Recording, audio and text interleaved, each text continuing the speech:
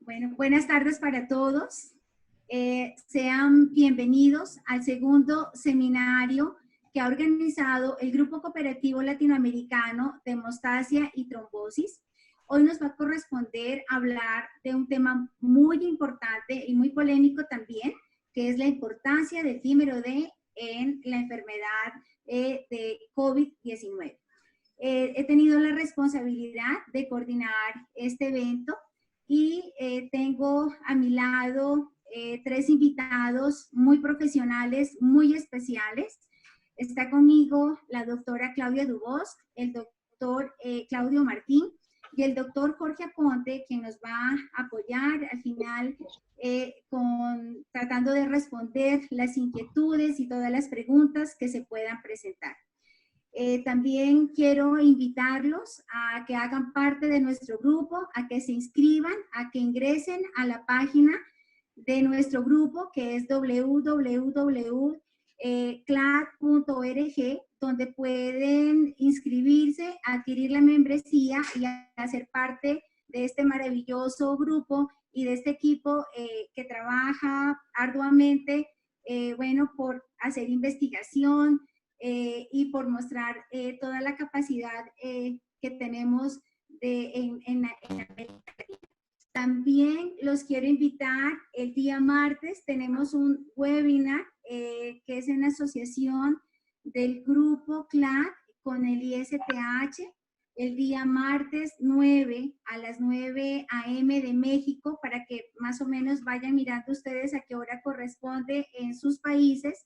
Están todos cordialmente invitados y obviamente pues se va a hablar de toda la parte de coagulopatía y COVID.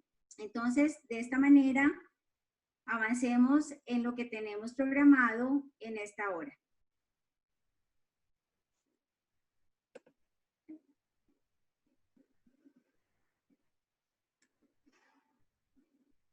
¿Listo? Entonces, las preguntas las pueden ir enviando a través del chat y al término de la ponencia, pues estaremos recogiéndolas todas para poderlas resolver. Entonces, no siendo más, de esta manera, vamos a dar inicio. Les voy a presentar la agenda del seminario. Entonces, voy a comenzar hablando de la importancia del dímero D en pacientes COVID.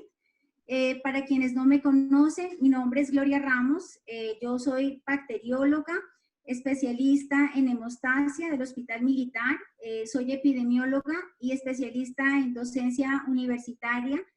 Alterno mis labores siendo responsable del laboratorio de hemostasia del Hospital Militar y soy directora científica de H&H Lab y que es un laboratorio de referencia en hemostasia.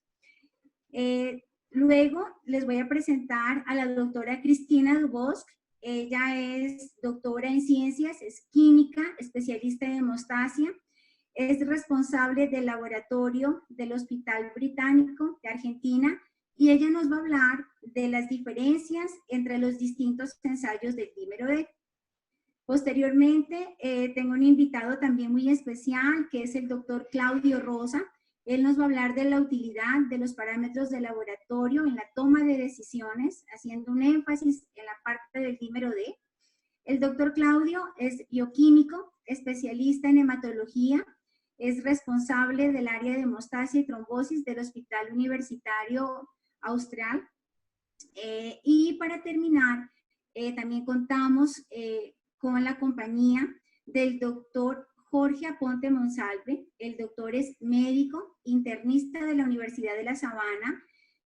Actualmente cursa su segunda especialización de hemato-oncología clínica en la Universidad Militar Nueva Granada y atiende 2 hospitales aquí en la capital en pacientes que son COVID positivos. Con este maravilloso equipo esperamos que sea de mucha utilidad el seminario que hemos preparado y que pueda ser muy aplicable a lo que actualmente estamos viviendo. Entonces, comencemos. Voy a comenzar haciendo una introducción para hablar de la importancia del dímero D en pacientes con COVID-19. Bueno, esta diapositiva que tengo acá, la traje básicamente, yo creo que es algo que compartimos todos los que revisamos actualmente toda esta literatura que ha salido mostrando diferentes situaciones de lo que estamos viviendo en esta pandemia. La verdad, digamos que si hacemos una revisión en PubMed, están saliendo aproximadamente de 10 a 15 artículos acorde a las necesidades y a las especialidades que cada uno de nosotros, al interés que cada uno de nosotros pueda tener. Recordemos que son artículos descriptivos, artículos observacionales, donde los autores de alguna manera nos están mostrando la experiencia que ellos han tenido en la atención de estos pacientes, con las herramientas que en sus instituciones tienen, tanto de laboratorio como clínicas, con los diferentes grupos o números de pacientes que atienden. Entonces, debemos de ser, digamos, como muy estrictos y rigurosos en poder coger alguna información que podamos de alguna manera ponerla en práctica con lo que actualmente estamos viviendo ahora acá en América. También encontramos muchos consensos de sociedades como el ISTH, como la Sociedad Española de Trombosis y Hemostasia, también consensos como nuestro grupo latinoamericano, que podemos mirar o estudiar, entrar a páginas de organizaciones como la Federación Mundial de Hemofilia, que tiene una página con artículos y con algunas recomendaciones de expertos, donde todas ellas hablan de una prueba muy importante en el laboratorio, y esta es el dímero D. También observamos en estas revisiones de la literatura que hablan del dímero D, pero que no nos cuentan cuál es la metodología ni cuál es la técnica que utilizaron para hacer este tipo de mediciones. Esperamos y consideramos que sean cuantitativas. No presentan tampoco las unidades, no sabemos si las expresan en nanogramos, en microgramos por mililitro, en microgramos por litro FIU, más sin embargo, pues ya por la experiencia uno puede asumir en qué unidades las presentan. Y adicionalmente, algunos autores han definido hablar del dímero D cuando expresan una o dos veces más alto que el punto de corte que tiene. Entonces, ya con todas estas observaciones, vamos a hablar rápidamente de una introducción para poder entender cuál es la importancia del dímero D y en el estado, digamos, de trombosis que podemos tener para mirar de dónde sale esta prueba. Entonces, aquí rápidamente ya conocemos nosotros al virus. Este es un, es que no me deja avanzar para mostrar acá. Este es un virus RNA de cadena simple, de polaridad positiva. Tiene unas 4 proteínas estructurales, la proteína S, de la cual la mayoría de los artículos también habla y refiere en tratamiento, en cuanto a vacunas, etcétera. Una proteína N de nucleocápside, una proteína M, que es la proteína de membrana responsable de la morfogénesis y del ensamblaje, la proteína E, que es la inductora de apoptosis, la proteína de la nucleocápside, que activa la cascada inflamatoria, que interfiere en la inmunidad innata, alterando todas las vías de señalización. ¿Por qué es importante saber esto? Porque ya vamos a ver la capacidad que tiene este virus de bloquear toda la respuesta inmune innata, antagonizando el interferón, y adicionalmente llama la atención que las células, los neumocitos tipo 2, entienden que el ARN del virus es como si fuera propio. Y adicionalmente, cada virus puede crear entre 10.000 y 100.000 copias. Y esto nos está mostrando porque es una enfermedad multisistémica. ¿Por qué es una enfermedad multisistémica? Pues dado que es un virus altamente patógeno, que expresa una respuesta inmune exagerada que no se puede regular, una replicación viral intensa, responsable de la apoptosis de las células endoteliales de una manera acelerada, que causa un efecto citopático en el pulmón que es el responsable de la evasión viral y también de la tormenta de citoquinas. Y todo eso estará también, digamos, en concordancia a la severidad que pueda presentar esta infección, teniendo en cuenta variables como la edad de los pacientes, el sistema inmune y las comorbilidades asociadas que se puedan presentar. Estas están dadas con base en por ejemplo, el aumento de peso, la diabetes, la hipertensión, cáncer, entre otros. Y la consecuencia de todo eso es que vamos a observar una lesión pulmonar aguda, un síndrome de dificultad respiratorio severo y una alta mortalidad. El síndrome de liberación de citoquinas o tormenta de citoquinas se llama así a la elevación de marcadores inflamatorios que son de muy mal pronóstico, y dentro de ellos tenemos la interleuquina 1, la interleuquina 6, el factor de necrosis tumoral alfa, está la LDH, la ferritina, el dímero D, la procalcitonina, la PCR. Hay disminución de los linfocitos, de las plaquetas, de la albúmina y la supresión del interferón gamma, que es esencial para la resistencia contra la infección. Esta diapositiva me parece importante porque a medida que vamos revisando la literatura, y de esto nos va a hablar un poco Claudio, vamos a ver que hay unos parámetros clínicos del laboratorio que están asociados a gravedad y hay otros parámetros que están asociados a mortalidad.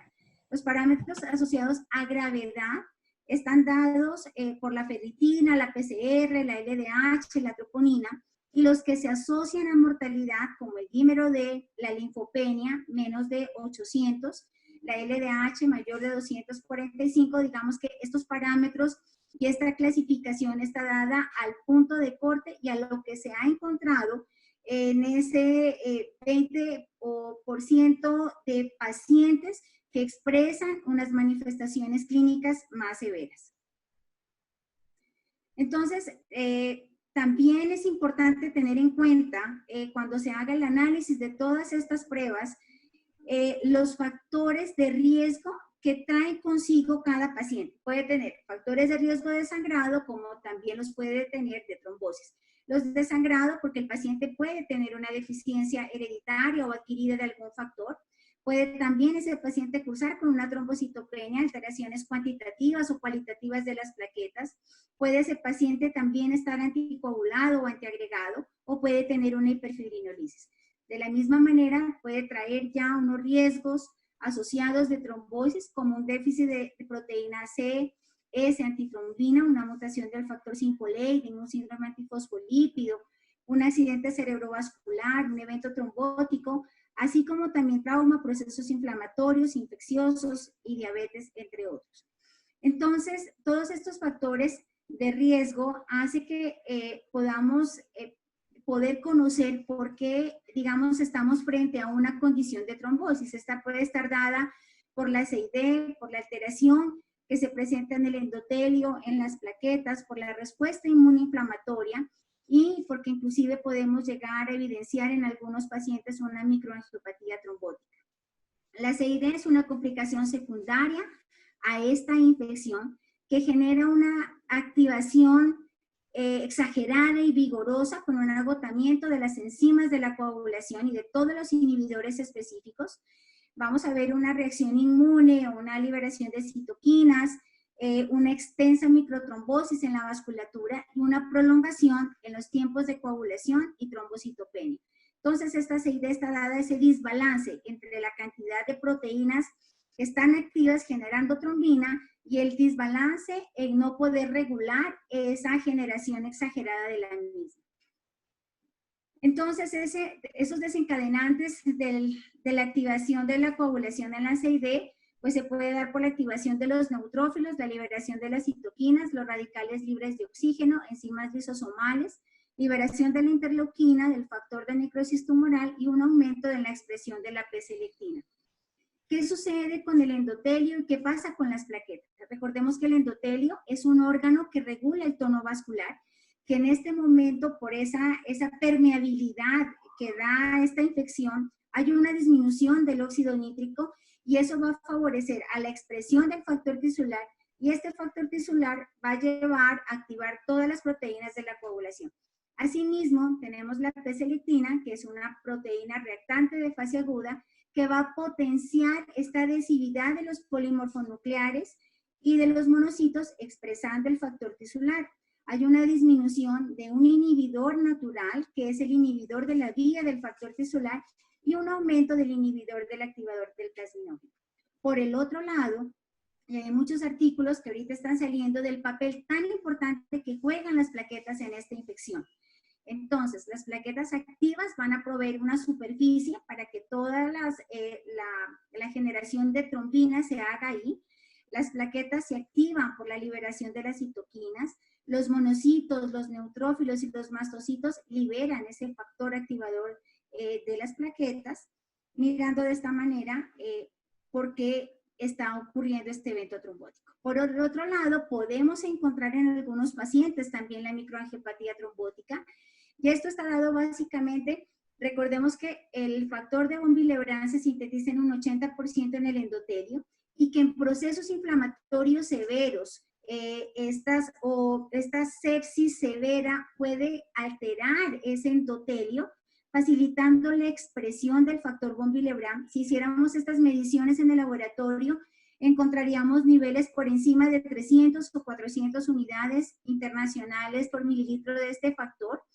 Es una proteína reactante de fase aguda y vamos a encontrar multímeros grandes que son más trombogénicos. Recordemos también que está el Adams 13, esta metaloproteasa es la responsable de cortar en el dominio A2, hacer ese clivaje para diferenciar los multímeros de alto peso de los intermedios y los de bajo. Pues resulta que esta metaloproteasa está inhibida por la acción, digamos, o la liberación de esas elastasas de los polimorfonucleares, y eso hace que incremente toda la morbilidad y el proceso inflamatorio sea más severo. Con relación a nuestros inhibidores, ya vemos que la antitrombina se sintetiza en el hígado, es una enfermedad multisistémica, podemos tener afectado también este órgano. Y adicionalmente, al estar inhibida esta antitrombina, no puede neutralizar la trombina, ni el factor 10, ni las otras eriproteasas. Y por lo tanto, digamos, todo eso se debe a toda esa respuesta exagerada de estas citoquinas. La proteína C es la responsable de inhibir o de neutralizar dos cofactores aceleradores de las reacciones, que son el factor 5 y el factor 8. Y está inhibida porque la trombina se debe unir a una proteína endotelial, que es la trombomodulina, para activar este receptor endotelial. ¿Y qué es lo que sucede? Que esta trombomodulina está inhibida. Por lo tanto, la actividad de esta proteína C está totalmente desbalanceada. De esta manera, ya estamos viendo de dónde o por qué se va a generar este dímero D y por qué es tan importante este parámetro de laboratorio como marcador de pronóstico y de mortalidad. Como ya vimos, aquí juega un papel muy importante porque de muchas maneras está activo, presente ese factor tisular, y ese factor tisular va a hacer que se genere esa cantidad de trombina. ¿Y qué sucede? La trombina, digamos que es la reina o la proteína más importante en la hemostasia. La trombina tiene la capacidad de activar el fibrinógeno. La trombina adicionalmente activa el factor 13 y este factor 13 activado con el calcio va a convertir este coágulo de fibrinógeno en una fibrina insoluble. Esto está también controlado o está regulado porque por la activación del plasminógeno, por las diferentes vías, ese plasminógeno se convierte en plasmina y la plasmina es la encargada de cortar o de romper, digamos, ese fibrinógeno insoluble entre las regiones globular D y la región globular E. Entonces aquí miramos nosotros en esta representación gráfica, acá está el fragmento X, que es el fragmento más grande, que está formado por una región central E y las dos globulares D.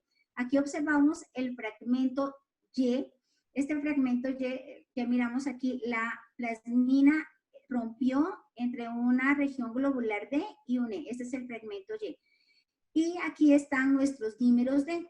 Ahí no puede romper la plasmina, porque ahí está ya el factor 13. De tal manera que en el laboratorio, cuando estoy midiendo el dímero D, lo que me está expresando son dos cosas. Una, que se ha generado gran cantidad de trombina y dos, que hay una activación de la plasmina. Es importante este marcador porque la vida media de él, que es de 6 a 8 horas, lo ha hecho como un marcador precoz de severidad. También lo vamos a ver más adelante, no es un marcador específico de trombosis y que el dímero D elevado no simplemente no es por el COVID, es una respuesta, es secundaria esa elevación a una respuesta inflamatoria. También podemos encontrar el dímero elevado en todas estas relaciones con trombosis. Acá también en condiciones que no están relacionadas a una trombosis como procesos inflamatorios, infecciosos, traumas, cirugías. También lo vamos a encontrar fisiológicamente en algunas condiciones como en el periodo neonatal, en la edad avanzada, en el embarazo. Y obviamente aquí hay un punto muy importante de los puntos de corte con relación a la edad que más adelante nos van a hablar.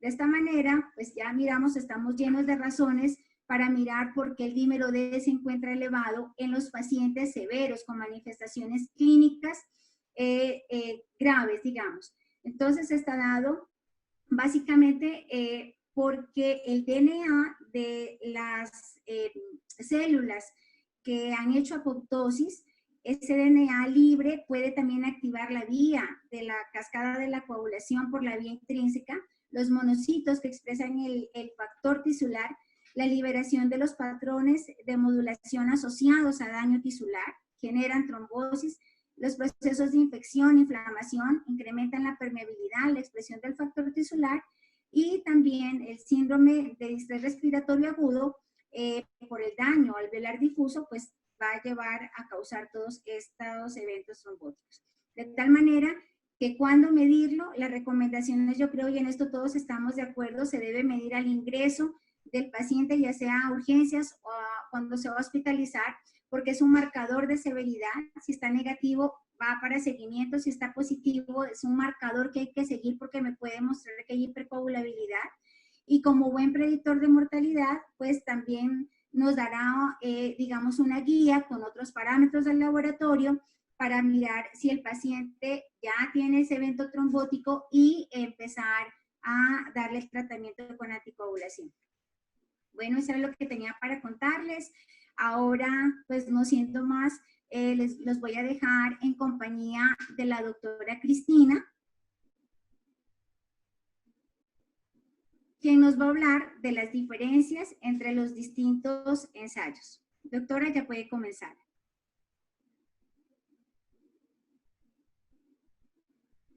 Vamos a hablar hoy de las diferencias entre los distintos ensayos de dímero D. Estos son mis conflictos de interés y vamos a empezar hablando de que el término dímero D se refiere a un conjunto de fragmentos liberados por la plasmina de la molécula de fibrina, que contiene los dominios de Dimer entrecruzados por acción del factor TC activado. Es decir, son necesarias la acción de 3 enzimas para generar los dímeros, los fragmentos de dímero D. Pero lo que es importante es que estos fragmentos, los anticuerpos detectan epitopes de dímero D que no están en este único fragmento, sino en fragmentos que van hasta varios de peso molecular bastante elevados, como hasta 10.000. Se lo considera que es un marcador de generación de trombina y plasmina y su tiempo de vida media es de alrededor de 6 a 8 horas. Justamente por eso es que vamos a ver que el dímero D se lo utiliza como un biomarcador de inflamación en los enfermos con COVID-19. Es un marcador que tiene un tiempo de vida corta, respecto, por ejemplo, a otros reactantes de fase aguda, como puede ser la ferritina, que hay reportes de vida media de 27 a 50 horas, o la PCR, que es de 19 horas. Pero hay que recordar que el dímero D, su aumento no es específico de trombosis. Intenta hacer esta figura, un esquema, donde podemos ver en qué casos utilizamos el dímero D, y es importante tener en cuenta que los individuos normales siempre vamos a tener un nivel detectable de dímero D quizá muy bajo, en los individuos más jóvenes muy bajo, después van a ir aumentando con la edad avanzada, y eso se debe a que del 2 al 3% de fibrinógeno es convertido en fibrina diariamente. El nivel de dímero D de un paciente en un dado instante va a depender del potencial fibrinolítico del paciente y del tiempo de transcurrido desde la trombosis. Y existen algunas variaciones fisiológicas, se lo ve aumentado en el periodo neonatal y durante el embarazo. Y va aumentando, como ya dijimos, con la edad. Hay un montón de causas que son no trombóticas, como causas hemorrágicas, cáncer, síndrome de distrés respiratorio, y este sería, en el caso del COVID, hemólisis, enfermedad renal, quemaduras, traumas, cirugías recientes y causas que están relacionadas a eventos trombóticos.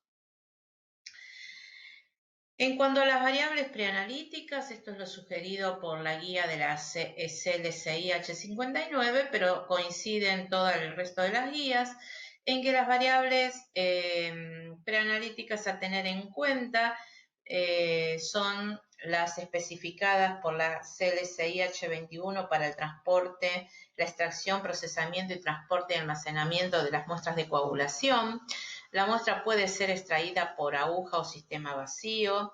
Hay trabajos que demuestran que se puede enviar la muestra por bala sin modificar los valores de dímero D. Y en cuanto al analito a estudiar o al espécimen donde se estudia el dímero D, puede ser plasma o sangre entera, de acuerdo al método que se utilice. Esto es importante, tienen que tener en cuenta que debe estar de acuerdo al método que se utilice. Es decir, se puede, en general, la mayoría de los métodos lo realiza en citrato de sodio 3,2%, al igual que el resto de las pruebas de coagulación, pero también puede hacerse en heparina o en hepta, si el método utilizado así lo permite. El analito es estable a temperatura ambiente por 24 horas y se puede almacenar hasta 24 meses a menos 80 grados. Sin embargo,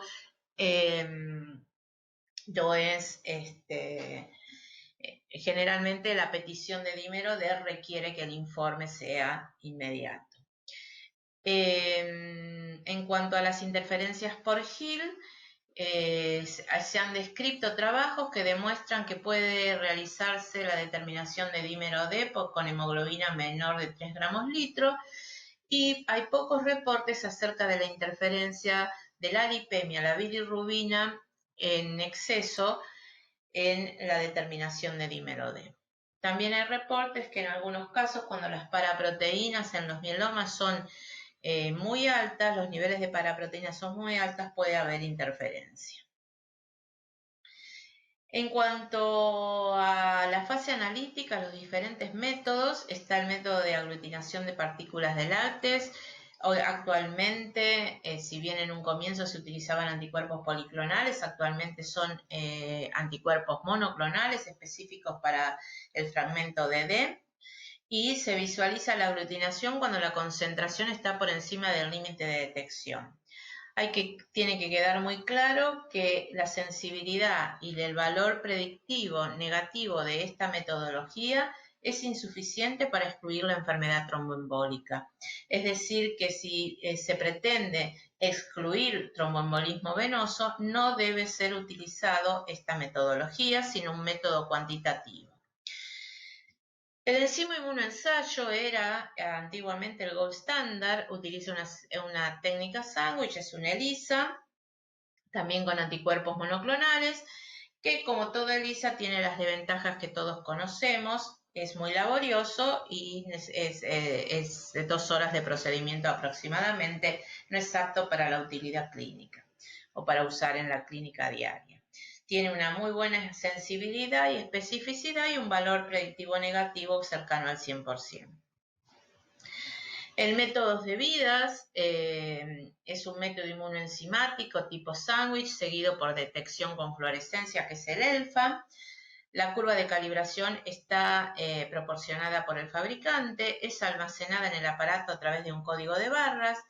El tiempo de reacción es aproximadamente 30 minutos. Es un método cuantitativo aprobado por FDA para exclusión de la enfermedad tromboembólica y la sensibilidad del 98 al 100%. Y actualmente, si ustedes leen los papers donde se validan los diferentes métodos nuevos, generalmente se realizan contra esta metodología, porque fue el primero en ser aprobado por FDA para exclusión de TBP-TEP. El dímero D también se lo puede determinar por ensayos turbidimétricos. La gran ventaja es que se realizan en el mismo coagulómetro que donde realizamos los estudios de coagulación. Han demostrado tener una excelente performance cercana a la ELISA y al VIDAS. Es un método rápido, el valor predictivo también es cercano al 100%.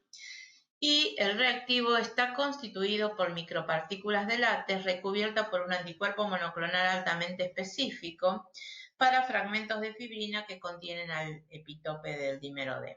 Las micropartículas se aglutinan y el delta de absorbancia, ya sea leído a 405 nanómetros o a 575, es función de la concentración de dímero D. Se realiza, como les mencioné, con el mismo coagulómetro, y algunos tienen el tiempo de respuesta es muy corto, muy breve, son alrededor de 7 minutos. Recientemente han tomado auge los point of care de dímero D, son inmunoensayos homogéneos con anticuerpos monoclonales y detección por fluorescencia, hemoaglutinación o quimioluminiscencia. Son rápidos, el resultado está en 15 a 20 minutos, se hacen al lado del paciente. Permite procesar una muestra por vez y la curva de calibración es provista por el fabricante. De acuerdo a los diferentes programas de evaluación externa de calidad, los que más aparecen son el Roche Cobas H32 de Dimer, que de acuerdo a las guías británicas ha demostrado ser sensible para excluir eventos tromboembólicos, no así para FDA, que lo categorizó como de ayuda en el diagnóstico. Es una inmunocromatografía que utiliza 2 anticuerpos monoclonales versus el dímero D y está estandarizado por el método de laboratorio Tina-Quan de Roche, con el cual se ha demostrado que tiene un R de correlación mayor a 0.98. La muestra que utiliza es sangre heparinizada y el punto de corte es 0.5 microgramos mililitros per. Y el otro, de más reciente aparición, es el Stratus CS200 Acute Care de Siemens. Determina dímero D y otros marcadores cardíacos. La sangre puede ser citratada o heparinizada. También tiene tiras individuales y ha sido aprobado para FDA para exclusión de la enfermedad tromboembólica. Recientemente, las guías NICE británicas sugieren que si no se tiene disponible el método de laboratorio en un tiempo apropiado, habilitan la utilización de los point of care de dímero D para ser utilizado en la exclusión de la enfermedad tromboembólica. Entonces, resumiendo, tenemos ensayos de dímero D semicuantitativos, aquellos con látex, que dependen del observador, enzima inmunoensayos, no útil para la clínica diaria, los ensayos turbidimétricos y los dispositivos point of care y el VIDAS. Lo importante para remarcar de todos estos métodos es que los resultados no son comparables entre los diferentes ensayos. Es decir, que numéricamente uno no puede realizar la comparación entre el valor en magnitud absoluta del dímero D obtenido por un método y el otro. Y esto se observa en los diferentes programas de evaluación externa de calidad, donde pueden observar que para una misma muestra, fíjense la diferencia que informan los distintos laboratorios y el grado de coeficientes de variación, que algunos son bastante grandes.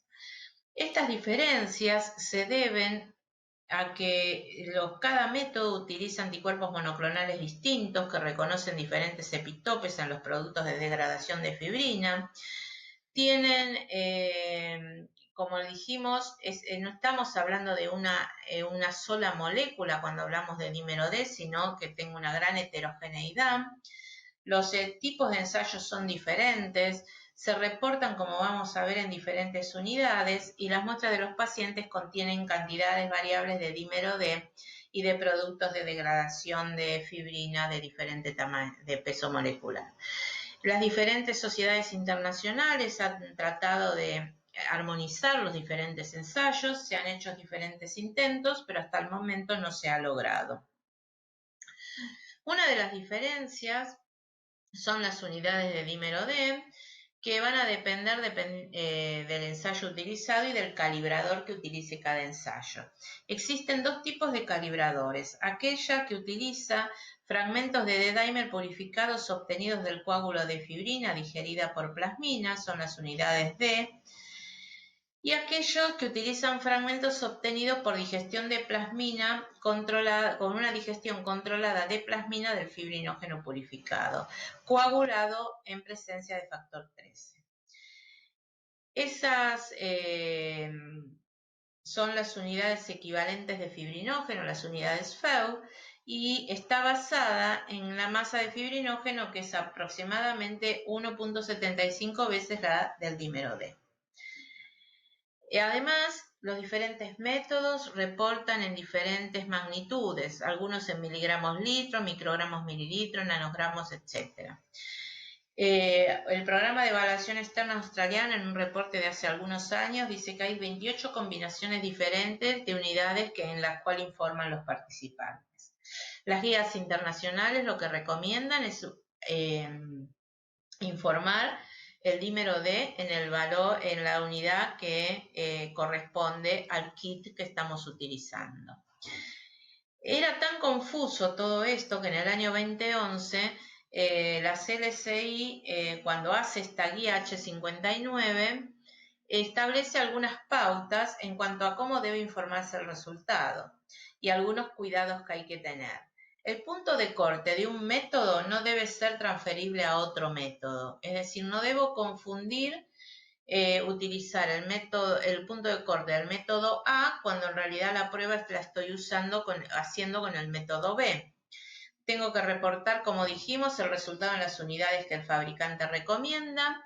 No se debe convertir matemáticamente las unidades porque aumenta el riesgo de error, y en el informe debe constar el valor de referencia y el cutoff para la enfermedad tromboembólica, que no siempre coinciden. Existe una idea errónea generalizada que el punto de corte de 500 microgramos litro FeU es universal para todos los métodos. Esta es una encuesta que se presentó el año pasado en el Congreso del Grupo CLAT, que hemos realizado con el doctor Rosas y Cecilia Guillermo, donde tratamos de ver qué era lo que pasaba a nivel de Latinoamérica en la utilización del dímero D. Acá tenemos que de 0 a 30 utilizaba el número de determinaciones. El método más utilizado son métodos cuantitativos, y dentro de los cuantitativos la inmunoturbidimetría es el método más utilizado. En cuanto a los puntos de corte, las unidades que se utilizan, bueno, como ven, hay un gran abanico de unidades en el cual se reporta. Y el punto de corte también son diferentes puntos de corte los que se están utilizando. En cuanto a la utilidad del dímero D, básicamente se lo puede estudiar para el diagnóstico y seguimiento de la coagulopatía intravascular diseminada, y también la otra utilidad importante es como valor de corte para la exclusión de la enfermedad tromboembólica, siempre que esté avalado por estudios clínicos para exclusión de esta enfermedad. Hay diversos trabajos que han demostrado utilidad del dímero D para predecir recurrencias, para determinar la tromboprofilaxis extendidas, pero hasta el momento no hay nada concreto, y recientemente, como ya vamos a ver, el dímero D medido al ingreso parece ser un biomarcador pronóstico del paciente con COVID-19. En cuanto a su utilización en el diagnóstico de la coagulopatía intravascular diseminada, como saben ustedes, la coagulopatía intravascular necesita tener una enfermedad de base compatible con CID y tenemos la interacción del daño endotelial, la activación de la coagulación y la agregación plaquetaria que va a conducir a ese fenómeno que es la coagulopatía intravascular diseminada. Simplemente para decir, no vamos a hablar de esta entidad en particular, pero vamos a decir que el dímero D participa de los scores, tanto del de la ISTH, donde fíjense que la presencia del dimer tiene un puntaje, contribuye con un gran número al score, 3 o 2, y ese es fuertemente incrementado o moderadamente incrementada, y también del score japonés. Es decir, que saber que está aumentado o no ayuda al diagnóstico de CID. En el caso de que lo querramos utilizar para excluir a la enfermedad tromboembólica, es importante saber que siempre va asociada a un score clínico, ya sea al índice de Wells o al índice de Ginebra, que me va a permitir clasificar el paciente en aquel que tiene probabilidad baja, media o alta de tener una enfermedad tromboembólica. Aquellos pacientes que son clasificados clínicamente como de probabilidad alta, se debe realizar directamente estudios de imágenes. En el caso de que la probabilidad sea baja o moderada, y algunos solo consideran, algunos autores, la probabilidad baja, realizo el dímero D. Si el resultado está por debajo del punto de corte, el diagnóstico de enfermedad tromboembólica es excluido y no necesita imágenes. Si el dímero D está por encima del punto de corte, al paciente se le deben realizar estudios de imágenes para excluir la enfermedad tromboembólica. Para que este ensayo de dímero D pueda ser utilizado con esta finalidad, la guía dice que debe tener un alto valor predictivo negativo y apropiada sensibilidad, que el fabricante debería reportar ese valor predictivo negativo y el intervalo de confianza, y que saber que existen limitaciones, como ya vamos a ver, en pacientes con cáncer, pacientes embarazadas. Entonces, de todo lo que está publicado, de todos los métodos, que aparecen, que habitualmente se utilizan, acá yo intenté establecer la unidad, el fabricante, el punto de corte, y qué dice FDA si lo aprueba para exclusión o no. Y fíjense que son pocos los que están aprobados para exclusión de la enfermedad tromboembólica. Lo mismo para los point of care, y entonces tenemos que, según FDA, el Status CS Acute Care de dimer tiene exclusión, y el Triage de dimer y el Roche Cardiac de dimer es como ayuda en el diagnóstico. Para poder excluir tengo que tener un punto de corte para exclusión. Entonces, en el caso en que los reactivos estén calificados como para exclusión, el fabricante debe establecer el punto de corte y el valor debe ser aprobado por la agencia regulatoria. Esa información debe constar en el inserto del reactivo. Y los laboratorios deberían solo utilizar este tipo de ensayos. Si el ensayo no está informado el punto de corte, entonces puede ser tomado de la literatura científica, si el laboratorio utiliza el mismo método que de la literatura, siempre evaluando que los trabajos que sean realizados tengan al menos de 200 a 300 pacientes. Y el punto de corte puede ser determinado por un laboratorio o grupos de laboratorio localmente. Acuérdense siempre que para validar un segundo equipo en una institución, no lo debo hacer con la magnitud absoluta, sino ver si excluye o no excluye por ambos métodos. ¿Cuándo no es conveniente utilizar el dímero D para la exclusión de la enfermedad tromboembólica? Bueno, durante la sospecha durante el embarazo, ya que el dímero D aumenta durante el embarazo y no sabemos, si bien sabemos que aumenta, el rango de aumento es muy elevado y por lo tanto no hay evidencia para usarlo en embarazadas.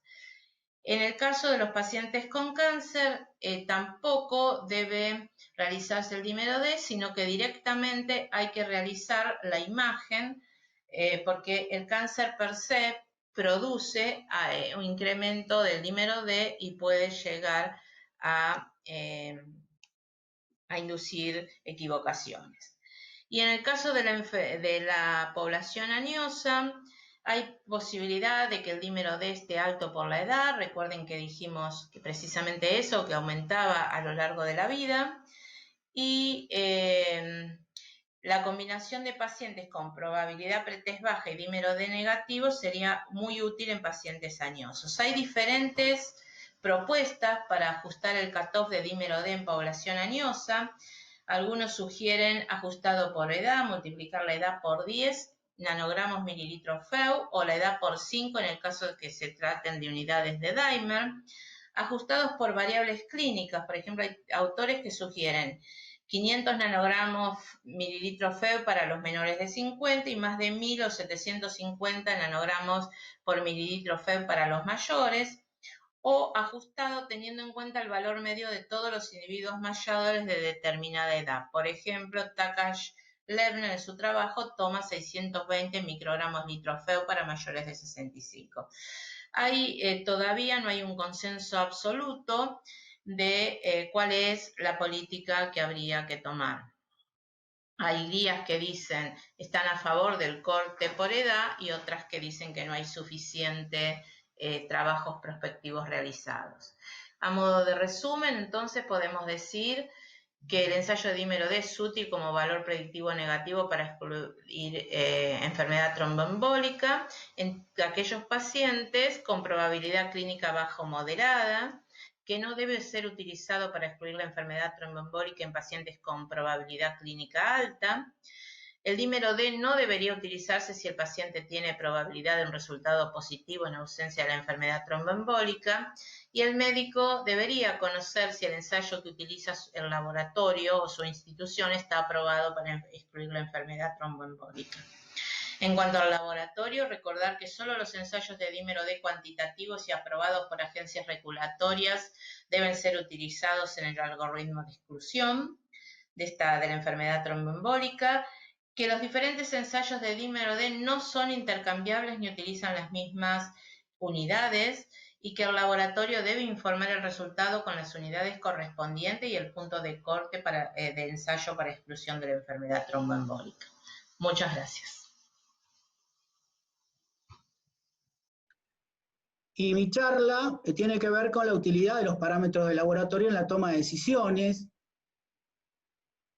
La pregunta era, ¿es útil el laboratorio para tomar decisiones? Bueno, ya lo dijo Gloria en la introducción, la calidad de evidencia es pobre, reportes, series de casos, opinión de expertos, pero mientras esperamos los datos de alta calidad, que obviamente van a tardar, de los estudios clínicos randomizados controlados, vamos a revisar la evidencia disponible. Creo que Gloria ya mencionó bastantes parámetros que están alterados en COVID. Hoy nos vamos a focalizarnos en dímero D y por esta cuestión de retraso de tiempo, con más razón. Obviamente en el hemograma la linfopenia, los marcadores de respuesta inflamatoria, pero nos vamos a enfocar en dímero D. La coagulopatía COVID está caracterizada por marcadores de hipercoagulabilidad que son los dímeros D elevados, el fibrinógeno elevado, el factor 8 elevado, que, bueno, ocasionan a los pacientes severos un PTT acortado, y un score de coagulopatía inducida por sepsis elevado. En este score participan las plaquetas, participa el dímero D, el tiempo de protrombina, el fibrinógeno y el SOFA.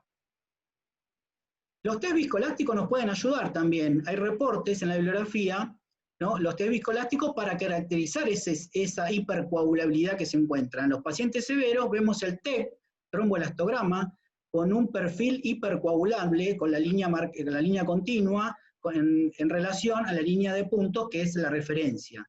En el ROTEM, por ejemplo, hay reportes de pacientes severos, también con perfiles altamente hipercoagulables, no pacientes graves, estamos hablando.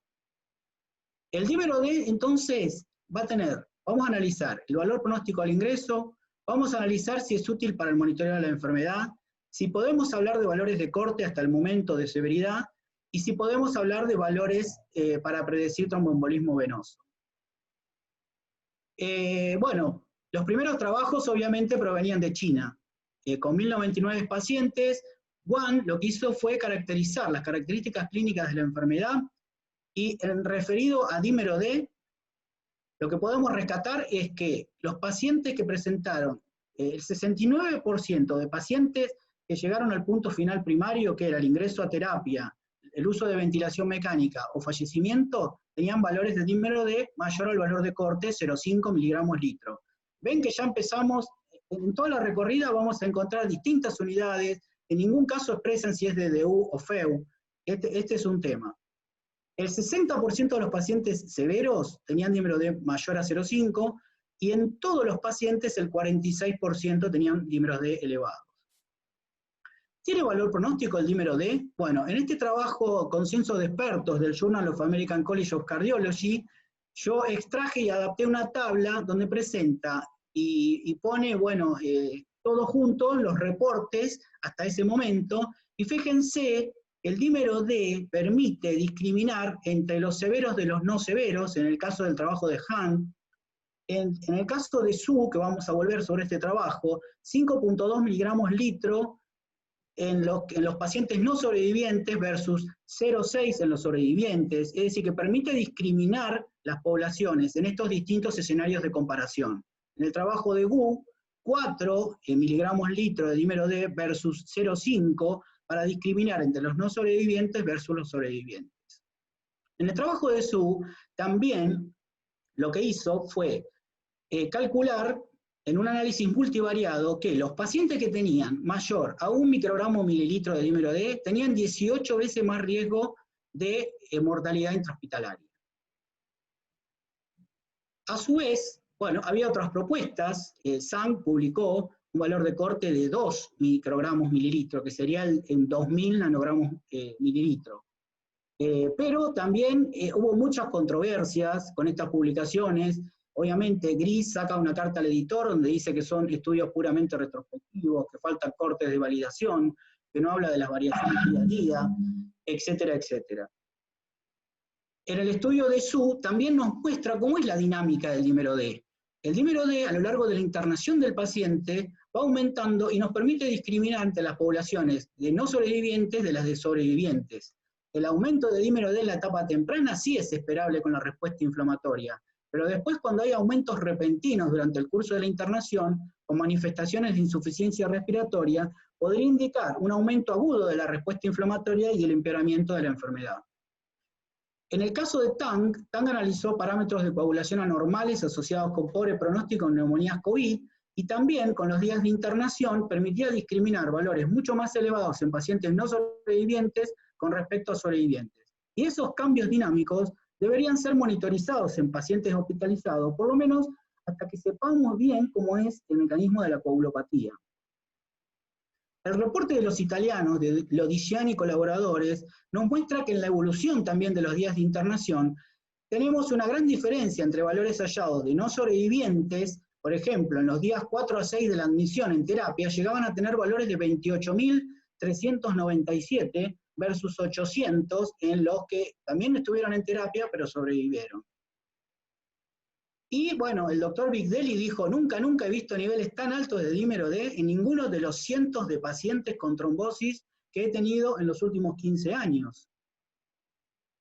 El doctor Lippi y Favaloro también lo que hicieron fue un análisis pooleado, donde unieron los reportes de Wang, Tang, Wang y Su con distinto peso estadístico, e intentaron sacar un valor de severidad de la enfermedad, el cual encontraron que era 3 miligramos litro. Con este análisis quieren mostrar de alguna manera que los valores más elevados estarían relacionados con mayor severidad.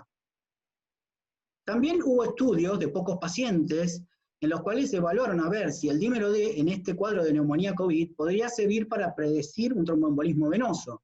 En este estudio de CUI, por ejemplo, la incidencia de tromboembolismo fue de 25% y el dímero D permitió discriminar entre las poblaciones que tuvieron tromboembolismo de las que no tuvieron con un P significativo.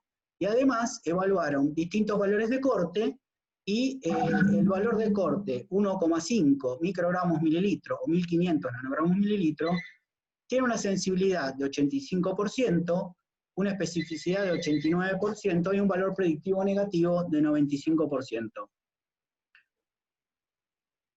También en tromboembolismo pulmonar hay trabajos en donde el dímero D me permite diferenciar las poblaciones de pacientes que tuvieron tromboembolismo pulmonar, y fíjense las diferencias de los valores, 9.33 de media sobre 2.54, en este estudio retrospectivo único centro de 328 pacientes con 72 que tuvieron TEP. También hicieron un análisis multivariado donde encontraron que un dímero D incrementado por más de 6.000 era 5 veces más riesgo de sufrir tromboembolismo de pulmón. En otro trabajo también vemos cómo el dímero D de alguna manera me permite discriminar entre la población de pacientes que tuvieron TEP con valores medios de 6.110 contra los que no tuvieron con valores medios de 1.920. El dímero D, el valor de corte mayor a 2.660, a ellos les dio una sensibilidad de 100%, una especificidad de 67%. En cuanto a trabajos de tratamiento, el TANC presentó que de alguna manera en los pacientes, en este estudio de 446 pacientes COVID severos, de los cuales 99 recibieron heparina, los que más se beneficiaron con la terapia con heparina y la reducción de mortalidad fue en el grupo de dímero D mayor a 6 veces el valor superior del normal. Vemos la reducción en la mortalidad a 28 días. Y también los que tenían un score SIC mayor a 4, donde vemos también la reducción de la mortalidad con un P significativo. Después tenemos que en la evolución del tratamiento también hay cambios del dímero D. Por ejemplo, en este estudio prospectivo, no lo puedo creer, observacional, de 16 pacientes nada más, donde se trataron a los pacientes con síndrome de distrés respiratorio agudo, vieron que los valores de dímero D con el tratamiento, si el paciente obviamente evolucionaba bien, podían disminuir. Entonces, hasta el momento vimos que tiene valor pronóstico, que puede ser útil para monitorear la enfermedad. Valor de corte de severidad, obviamente, lo pongo con signo de pregunta, y valor de corte para predecir TEP también. Y vamos a ir a mostrar algunos datos preliminares de nuestro hospital, donde vemos que hasta el 1 de junio, el dímero D, tuvimos 64 casos positivos de más de 1.000 pacientes sospechosos, y acá nos permitió discriminar entre la población de 21 pacientes que no ingresaron a unidad de terapia de cuidados intensivos, con respecto a 3 pacientes que fueron a la unidad de cuidados intensivos, pero de los cuales uno no teníamos el dato. Ahora, esto es importante, tuvimos 30 neumonías en el periodo hasta el 22 de abril, y obviamente el dímero D no nos va a permitir discriminar una neumonía COVID de una no COVID. Eso ya lo había publicado Jin. Jin y colaboradores en este estudio vieron que la diferencia no es significativa.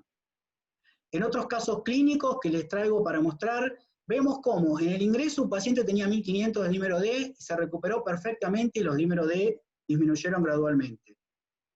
También otro detalle es que el monitoreo del tratamiento con heparina no fraccionada, en el caso que el paciente lo requiera, tenemos que tener en cuenta que hay pacientes que pueden presentar un KPTT ligeramente prolongado al ingreso, y otros, cuando estén severos, con patología severa, pueden tener niveles elevados de factor 8 y fibrinógeno, por lo cual en estos casos se recomienda medir actividad anti-10A en lugar de APTT para monitorear la terapia con heparina no fraccionada. Y vamos a terminar revisando algunas guías y el rol del dímero D. La guía interina de ISTH, por ejemplo, fue ideada para estratificación de riesgo en la admisión del paciente y habló de que un aumento significativo del dímero D era de 3 a 4 veces el límite superior normal, si bien hasta ese momento y hasta ahora no se ha podido establecer un valor de corte específico. Y con respecto a la última guía de diagnóstico, prevención y tratamiento de tromboembolismo venoso del consenso de expertos de la ISTH, voy a rescatar todo lo que hablaba de dímero D. En el diagnóstico, lo que mencionaba es que puede no ser un predictor confiable, sino más bien un marcador de mal pronóstico. Y no se recomienda el screening de rutina de tromboembolismo venoso basado en niveles elevados de dímero D. Si bien hay un 20% que respondieron que de alguna manera utilizaban esto. En la profilaxis de tromboembolismo venoso, en pacientes no internados en unidad de cuidados intensivos, la estratificación de riesgo requiere más estudios, pero el dímero D mayor de 6 veces el límite superior parece ser un predictor consistente de eventos trombóticos y de mal pronóstico. También en los internados en unidad de cuidados intensivos, los scores SIC mayor a 4 y dímero D mayor a 6 veces el límite superior podrían ayudarnos a ver los pacientes que tienen peor pronóstico. Y en el tratamiento, los regímenes de tratamiento no deben, perdón que me aparecen los chats y me tapan la diapositiva, los regímenes de tratamiento no deben guiarse por el dímero D. Esa es la recomendación de esta guía.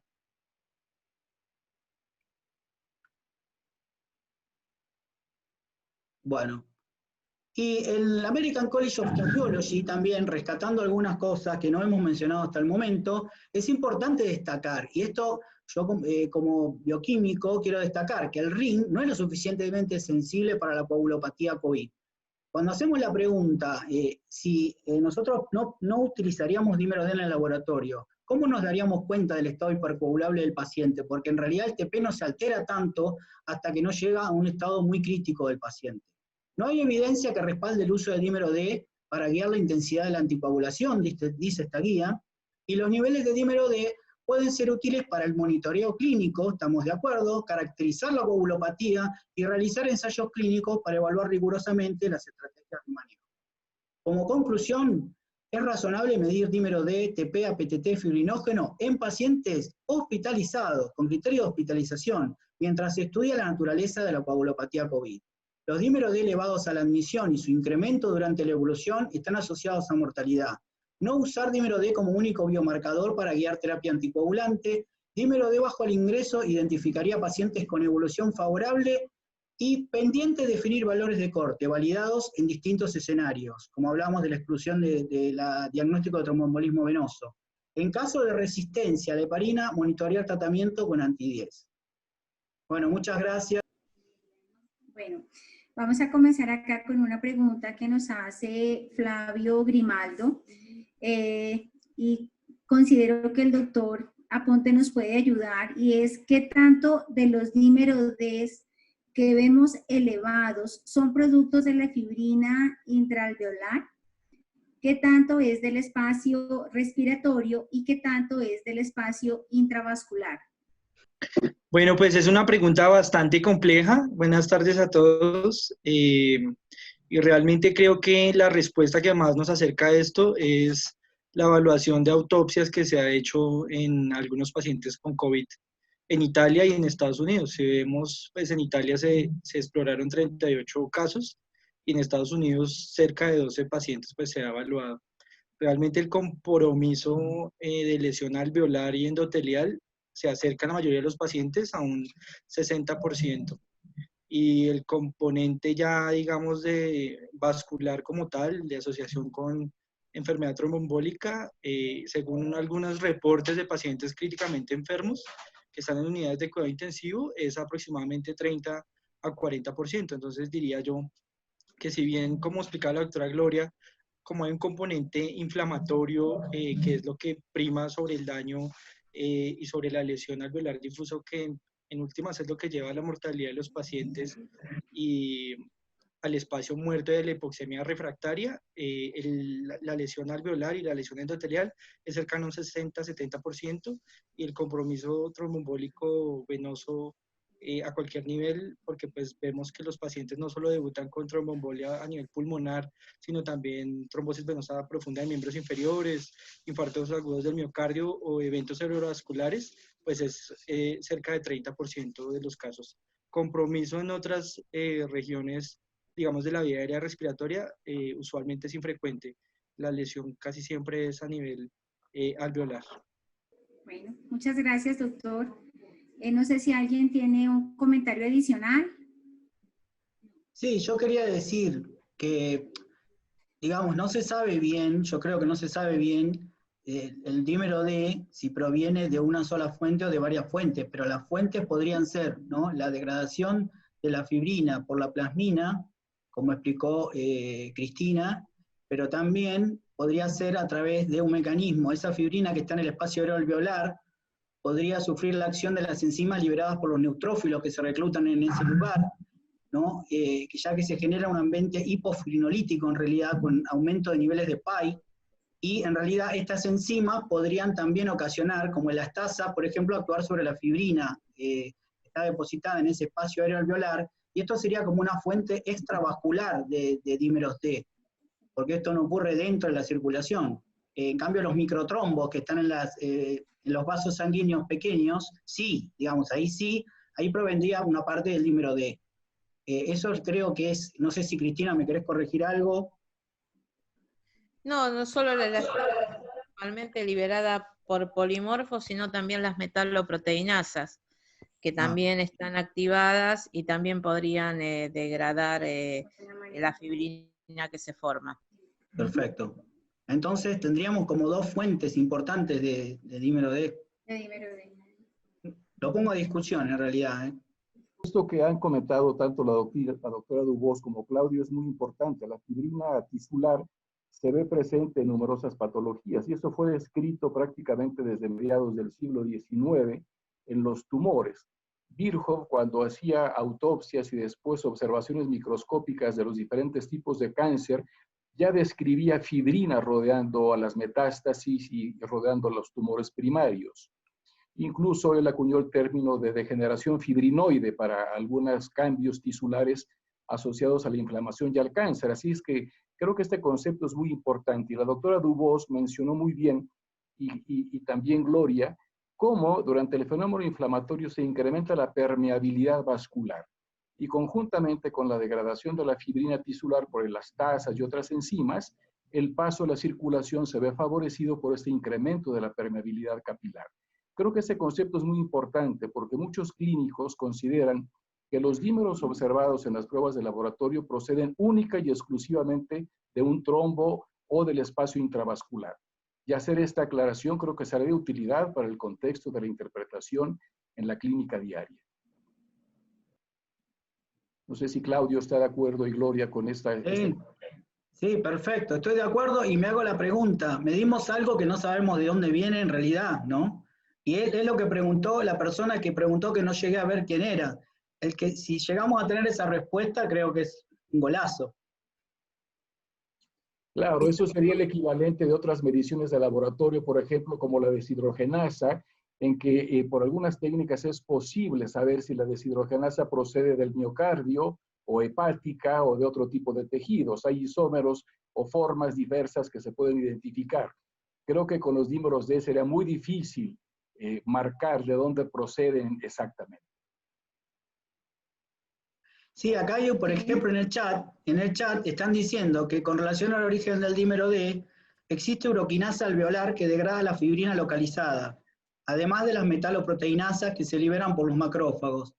Está perfecto, pero también en ese ambiente hay mucho PAI y hay una hipofibrinolisis. Y no sé, Cristina, ¿vos qué opinás del rol de la uroquinasa en ese ambiente de los pacientes inflamados? Lo que pasa que yo pienso que son también una cuestión de tiempo, porque al comienzo vos tenés una hiperfibrinolisis por altos niveles de TPA y después la hipofibrinolisis se da después hacia el final de la enfermedad, probablemente cuando en los pacientes que se produce la CID, que aumentan mucho los niveles de PAI, más tipo a más de 7 días, y entonces ahí Claro. es probable que se trate de otras enzimas. Pero probablemente lo que yo creo que se trata, son varias, hay un conglomerado de enzimas, todas con capacidad proteolítica de clivar fibrina y que no sabemos exactamente los anticuerpos que estamos usando, qué fragmentos están reconociendo. Hola, ¿qué tal? Buenas tardes. ¿Cómo le va? Buenas tardes. Primero, felicitarlos por las presentaciones y segundo, solamente ampliar un poco. Yo envié en el chat esto de la urocinasa porque la urocinasa es una enzima proteolítica que se encuentra en los alveolos, a diferencia del TPA que se encuentra en el endotelio.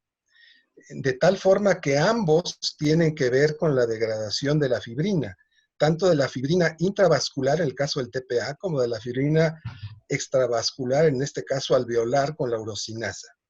Y existe, como ya se ha mencionado, una gran variedad de la actividad fibrinolítica que en un inicio, igual que sucede en la CID, por ejemplo, predomina la actividad fibrinolítica, pero después, por estas alteraciones en el endotelio, predomina la respuesta antifibrinolítica con niveles altos de PAI. Lo que no sabemos, como ya ustedes han comentado, es que esto que se mide como dímero D, no sabemos si son productos de la degradación de la fibrina como dímero D o como otros productos de mayor peso, porque eso no lo distingue el anticuerpo. Y por otro lado, tampoco sabemos qué porcentaje, como ya se dijo, proviene de la fibrina extravascular, en este caso alveolar, o de la fibrina en los microvasos. Y esto creo que será de gran interés y las autopsias que luego tendremos, espero, nos podrán sacar de dudas en este sentido. Muchas gracias. A usted, doctor, muchas gracias por esos aportes valiosos para aclarar aún más este conocimiento. Sí, cuéntenos, doctor Raúl.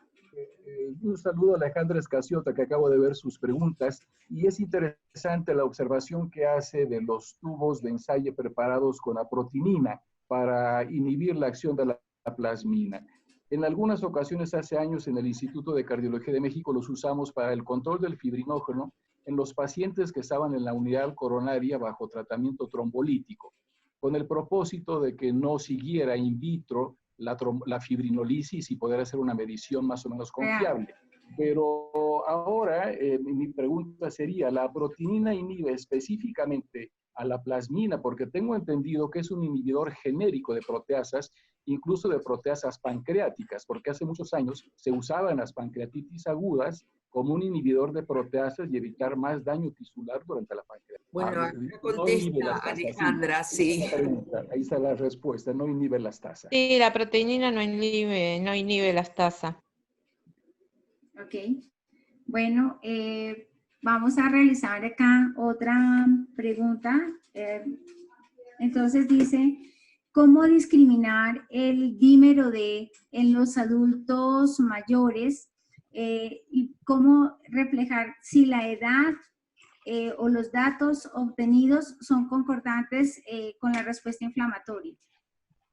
Yo creo que, a ver, las guías actualmente no recomiendan usar el ajuste por edad porque en realidad no recomiendan usar el dímero D directamente para el diagnóstico de tromboembolismo venoso. Es decir, no podemos hablar por ajuste por edad cuando no se está usando el dímero D para diagnóstico o exclusión de tromboembolismo venoso en este tipo de pacientes hasta que no tengamos datos acerca de cuáles serían los probables, si es que van a existir en algún momento, valores de corte. Ok. Doctora Cristina, ¿alguna observación adicional? No, lo mismo, o sea, no sé, hay un solo trabajo que sugiere un punto de corte, pero creo que utiliza 20 pacientes.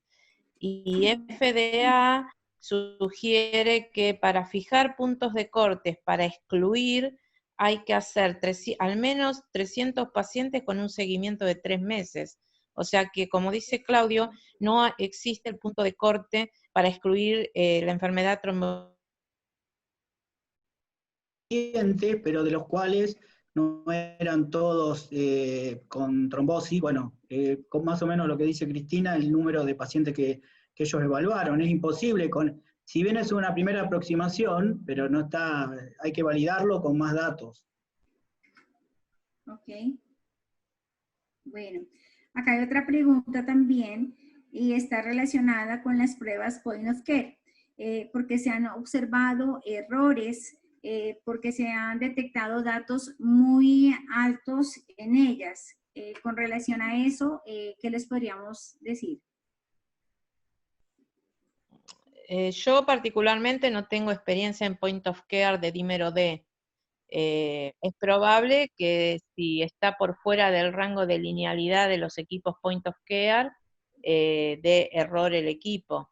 No sé si te referís a que da error o que da valores que no están, pero acuérdense que no se pueden comparar en magnitud absoluta el valor entregado por el point of care versus, por ejemplo, un VIDAS o versus un inmunoturbidimetría, porque en magnitudes no son comparables. Deberías, por ejemplo, decir, por el método point of care me da aproximadamente 3 veces el límite superior del equipo y por el otro método me da 3 veces el límite superior del otro método, pero nunca en valores absolutos. Igual, yo tampoco tengo experiencia con las pruebas point of care. En nuestra institución trabajamos con el mini-vidas, que es el dímero D de exclusión, pero igual yo creo que las recomendaciones siguen siendo claras, porque no todos los point of care, recuerde como ya lo habíamos expresado en las conferencias, sirven para excluir. Hay que revisar, digamos, la técnica, la metodología, hacer las verificaciones pertinentes, pues para poder definir si en realidad los datos que salen son muy altos y no son concordantes de alguna manera con lo que está evidenciando la clínica del paciente. Sí, bueno, tenemos una pregunta ahora recién de Gabriela de la Rañaga, que nos preguntaba sobre el uso de la profilaxis extendida, supongo que basada en el valor de los dedímeros, es decir, si la persistencia de dedímeros elevados podría de alguna manera justificar la profilaxis extendida en el paciente que ya está saliendo de la etapa crítica, ¿no? Pues yo quisiera hacer ahí en esa pregunta una intervención, y es sí, claro. que realmente profilaxis extendida todavía no hay una directriz clara pues en ningún escenario realmente. ¿Sí? Sí, en la nueva guía de la ISTH menciona que podría ser posible utilizar el score improve más dímero D, un score improve mayor a 4 más dímero D, pero no sé, yo por lo menos no sé si se utiliza en la práctica diaria, eso se lo pregunto a ustedes. Pues la recomendación de las guías británicas, que es el NIH, realmente hay 4 escenarios donde se recomienda profilaxis extendida, que es pacientes con enfermedades oncológicas activas, pacientes con inmovilidad mayores de 75 años, y ahí sí tienen en cuenta el dímero D por encima de 2 veces el valor de referencia. Digamos que lo ponen a criterio del médico tratante, pero solo en esos escenarios. La FDA, pues en Estados Unidos sí aprobó para todos los pacientes, por lo menos que estuvieron críticamente enfermos en UCI, por lo menos 14 días, ¿sí? Se puede prolongar hasta 42 o 45 días en los 4 escenarios pues, que les mencioné. Claro, ese valor de 2 veces el valor de corte del método surge de un estudio de tromboprofilaxis extendida que se llamó Magellan, y un análisis posterior de ese estudio, un metaanálisis, sacó este valor de 2 veces, digamos, el límite superior. Pero sí, es real, no se puede establecer exactamente una conducta firme por ahora. Hay muchos trabajos en curso, prospectivos, que seguramente nos van a ayudar a tomar estas decisiones. Y acá había otra pregunta de la doctora Marilia, que creo que tiene la misma, que va en el mismo camino, así que creo que quedó contestada, como que los pacientes COVID no hospitalizados con niveles altos de dedímeros, preguntaba exactamente lo mismo, si podían recibir de alguna manera anticoagulación profiláctica o aún terapéutica. Tal vez en este caso la doctora se refiere a la etapa previa, no al antes de agravarse. Es difícil también, creo, de contestar y va en la misma.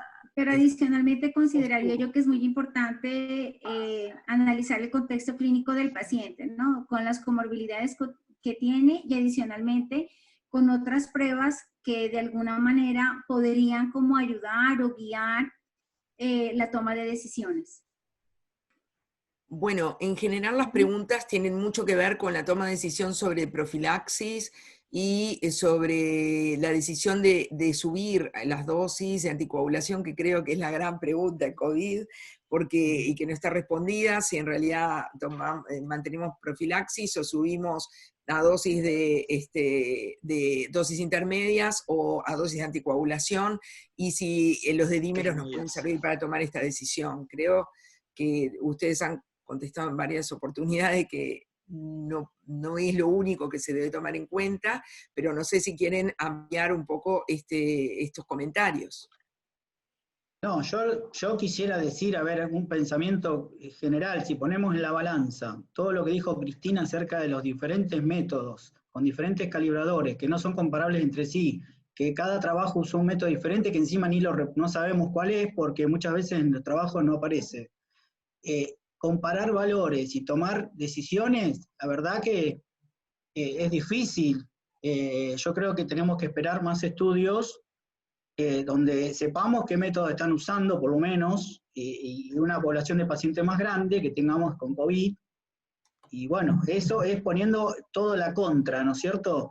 Y para el PRO, obviamente, hay pacientes que tienen un estado hipercoagulable y que uno quiere que no hagan trombosis. Otra cosa que me parece muy importante desde el punto de vista como bacterióloga, estamos hablando de los pacientes más críticos que están en la unidad de cuidado intensivo y también volvemos a lo mismo, han salido ya muchos artículos también referenciando el apoyo de otras pruebas de laboratorio, como es la tromboelastografía, donde podemos ver que a veces, digamos, de alguna manera puede ayudar o guiar, mirar cuánta trombina se está generando y evaluar también de alguna manera la dosis de la heparina que han recibido. Yo les mostraba en otro escenario unas curvas hechas en mi laboratorio de pacientes que están en la unidad de cuidado intensivo que muestran el estado hipercoagulable y ya estando con el criterio de profilaxis, mirábamos que no había una diferencia significativa y que no era resistencia a la heparina, simplemente, obviamente haciendo las mediciones de otras pruebas como el fibrinógeno, lo que se hizo fue incrementar la heparina y adicionalmente con un mapeo plaquetario, este paciente recibió una dosis de aspirina y logró salir de la unidad de cuidado intensivo y bueno, se está recuperando muy bien. Yo creo que nada está escrito, hay mucha tela de dónde cortar con relación a este tema. Y tal vez ya capaz que acercándonos al final, aunque la discusión está muy buena, la doctora Marta Martinuso justamente habla sobre qué experiencia tienen en cuanto a el uso de la tromboelastografía en estos, y las técnicas viscoelásticas en estos pacientes. No sé si Cristina y Claudio o cualquier otro de los participantes quieren hablar de esto. No tengo experiencia personalmente en el uso de la tromboelastografía en estos pacientes. Sí he leído que en el trabajo de Ranucci se observa que coincide el estado hipercoagulable de estos pacientes con el aumento de los dímeros D y también los altos niveles de fibrinógeno que se obtienen por la tromboelastometría son concordantes con los que se miden por Klaus. Pero bueno, no sé si Claudio tiene experiencia en haber hecho tromboelastometría en estos pacientes o Gloria. Yo lo que les cuento, yo sí he observado ya pacientes que nos han mandado de la unidad de cuidado intensivo. Efectivamente, hemos visto el estado hipercoagulable evidente, las curvas son totalmente abiertas, un máximo de amplitud totalmente sostenido. Totalmente evidente y lo que hemos observado es el seguimiento con la terapia de la heparina para mirar cómo, digamos, si la dosis es adecuada y ajustada, esa curva, la copa, la forma de la curva va observando y va mejorando. Y hay algunas publicaciones donde efectivamente la muestran como una ayuda, digamos, como una herramienta adicional de lo que podamos observar y de lo que podamos tener también acá con estos pacientes. Porque fíjense que hay otro estudio que mirábamos que hablaba de resistencia a la heparina, no era resistencia a la heparina, era que la dosis no estaba ajustada y que efectivamente los niveles de fibrinógeno eran altos y eran sostenidos, y obviamente en algunos pacientes también la importancia de hacer la dosificación de la antitrombina, ¿no? Y la monitorización también pues con las heparinas, en los sitios y en los laboratorios donde tengamos esa facilidad. Sí, los fenómenos de resistencia a la heparina en realidad es un fenómeno que se observan in vitro por los altos niveles de 8 y de fibrinógeno que tienen estos pacientes. En el grupo de pacientes que nosotros medimos, que no son muchos, serían 8 a 10 pacientes, pero obtuvimos factor 8 por encima de 200, 220, con fibrinógenos entre un rango entre 600 y 700. De ahí la necesidad que si se utiliza heparina no fraccionada, hacer el monitoreo con anti-10, y además, en general, los pacientes con COVID no tienen disminución de la antitrombina. Siga, Bueno, doctor. quería precisamente reforzar lo que han comentado de la trombolastografía. En el Instituto de Cardiología se está haciendo de rutina para los pacientes con COVID y observamos justamente lo que ha mencionado Gloria. Aquí les puedo mostrar, no sé si alcanzan a ver esta curva, Sí. este ejemplo. Sí. Ese es un trombolastograma de un paciente con COVID, donde podemos ver cómo tiene un incremento en la velocidad de polimerización de la fibrina. El ángulo alfa está francamente abierto y la amplitud máxima se logra más arriba de lo habitual. Entonces, también por trombolastografía podemos observar este efecto hipercoagulable cuando los hacemos con heparinasa. Y cuando no se hace con heparinasa, se puede ver el efecto de la heparina sobre la R, por supuesto. Y las mediciones de factor 8 coagulométricas también hemos encontrado incluso hasta valores de más de 300, 350% de actividad que demuestran y explican el acortamiento del TTPA. Perdón, Claudio. No, está bien. Yo iba a agregar que me recordé ahora del trabajo que citó Cristina, que cuando se hacían, yo mostré el trabajo, mostré el efecto de cuando los pacientes tenían tratamiento anticoagulante, que el dímero D disminuía si al paciente le iba bien. Y los parámetros viscoelásticos también disminuyen. No lo mostré porque era muy confuso en ese momento, pero cuando el paciente es tratado con heparina y le va bien, los parámetros viscoelásticos también disminuyen. Claro, parece también una evolución lógica, clínica, ¿no? Digo, el paciente con tratado y mejorando clínicamente va a disminuir todos los parámetros también de inflamación, probablemente. Lo que yo siempre me pregunto, y ya aprovecho, es que me parece que la gran pregunta es si esto es exclusivo del COVID o nos pasa también en las neumonias graves de otro origen, porque realmente uno piensa que en las neumonias graves que requieren ventilación mecánica o la sepsis, digo, tenemos la probabilidad de tener estos mismos parámetros alterados. Entonces, bueno, esa es una pregunta que me parece que está en el fondo de todo esto, ¿no? Antes habíamos muchas cosas que no medíamos y ahora medimos en estos pacientes. No sé qué opinan. Sí, por eso quise mostrar los resultados preliminares, que son pocos, pero viste que en las 30 neumonías tenemos valores similares. Bueno, lo que pasa es que, por eso mismo que uno cuando hace estudios, primero tiene que saber si es COVID o no COVID. Lo que pasa es que a veces pasa que le hacen antes porque el resultado tarda, y hasta que sabemos si es COVID o no, ya le hicieron el dímero D al paciente. Pero estamos midiendo, y yo por ejemplo el otro día me di una pancreatitis aguda, que nada que ver. Pero lo que pasa es que era una paciente post-trasplante de médula que sospecharon que tenía el COVID. Entonces hice la curva de la pancreatitis aguda del dímero D. ¿Y cómo te fue? Sí, tenía valores altísimos. Tenía valores altísimos. Iba subiendo todos los días, nos reasustamos. Le repitieron varias veces la prueba de PCR, porque pensaron que estaba, digamos, siempre hay un falso negativo, ¿no? Es decir, que por ahí estaba mal tomada la muestra, le repitieron la prueba varias veces. Y el dímero subía, subía, subía. Antes de cerrar, simplemente quiero agradecer a todos los ponentes en nombre del Grupo CLAD, pero además en lo personal, y creo que todos estarán de acuerdo conmigo, han sido ponencias de elevadísima calidad. Y cuando comentamos los temas que sugeríamos tratar en este seminario, pues queríamos llevar un mensaje sobre todo los clínicos que no están familiarizados con las determinaciones del laboratorio y solo reciben un valor numérico que a veces no saben interpretar en el contexto de todas las técnicas y valores. Este seminario ha sido extraordinario, les felicito a todos los ponentes por la elevadísima calidad y les invitamos para los próximos. Cedo ahora la palabra a nuestra vicepresidenta, la doctora Gloria Ramos, para que concluya la reunión. Bueno, a mí no me resta más que agradecerles la presencia, agradecerles que hayan aceptado esta invitación. Gracias por todos los aportes, por todas las preguntas, por todas las inquietudes. Bueno, como dice Cecilia, tenemos todavía muchas cosas acá por observar, por analizar, que las vamos a revisar y seguramente las vamos a responder. Agradecerle a la doctora Cristina, a Claudio, al doctor Aponte, haber aceptado esta invitación a participar en este segundo seminario y adicionalmente invitarlos el próximo jueves a la misma hora, donde vamos a hablar de tromboprofilaxis y tratamiento anticoagulante.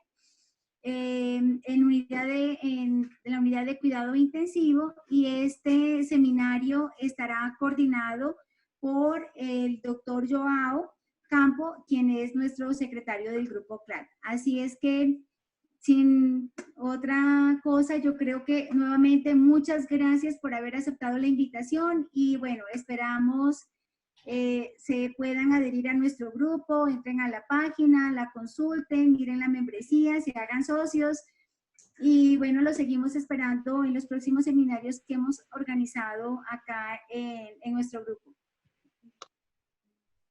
Un abrazo. Muchas gracias, para Gloria. todos. Muchas gracias a todos. Buen descanso. Saludos, Gracias Cecilia, a todos. Raúl. Salud, Gracias para gracias. todos. Gracias a todos, acá de verdad. Muchas gracias. Gracias a todos. Los Nos esperamos. vemos en Colombia. Gracias. Nos vemos Gracias en Colombia. Colombia, gracias Brasil, todos los que claro se que sí, conectaron, bienvenidos. toda Latinoamérica. Muchas gracias a todos. Los Gracias. esperamos. Vale, hasta otra oportunidad.